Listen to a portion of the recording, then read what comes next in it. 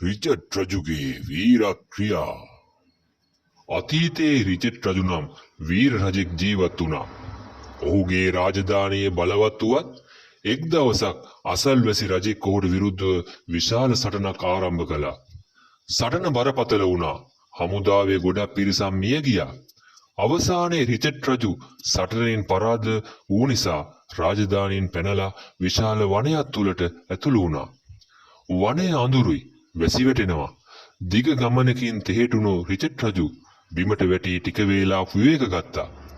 ඒ වෙලාවේ ඔහු ඉදිරියෙන් විශාල වලහෙක් පෙනුණා. රජු මුලින් බය වුණා. නමුත් වලහා ඔහු ආක්‍රමණය කළේ නැහැ.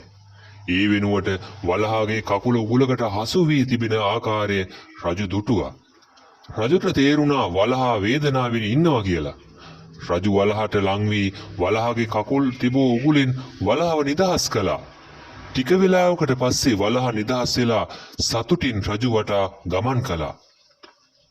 ඉන්පසු ඒ වලහා රිචඩ් රජුට වනයේ තුල ආරක්ෂාව දුන්නා. කෑම ලබා දුන්නා. දින කිහිපයකින් රජු ශක්තිය නැවත ලබාගෙන රජු හා වලහා හොඳ මිතුරන් වුණා. රජතුමාට වූ සියලු දේ වලහා සමග පැවසුවා.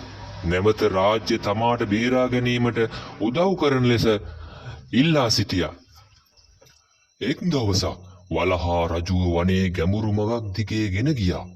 රජුට ඒක තේරුණේ නැහැ. නමුත් වලහා නතර නොවී ඉදිරියටම ගියා. අවසානයේ ඔවුන් මකර අඩවිය නැමැති ප්‍රදේශයකට පැමිණියා. වනයේ සත්වයන් පවා එතනට ආසන්න වීමටත් බය වුණා. වලහා විශාල ගසක් අසල ඉඳගෙන ඒ දෙස බලා හෙමින් ගෙරෙව්වා.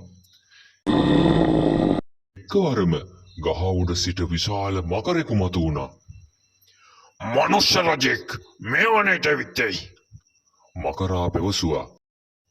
රිචඩ් රජතුමා තම රාජධානිය විරුද්ධ හමුදාවක් විසින් වට කරලා තියෙන බව පැහැදිලි කළා. තම ජනතාව බේරා ගන්න උදව් ඉල්ලුවා. වලහාද රජතුමා ගැන මකරාට පැවසුවා.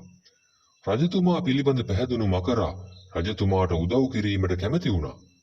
මකරා පිටනැගි රජතුමා තම රාජධානිය බේරා ගැනීම සඳහා පිටත් වුණා. රජතුමා හා ඔහුගේ රාජධානිය යටත් කරගෙන සිටි පිරිස් අතර විශාල යුද්ධයක් ඇති වුණා.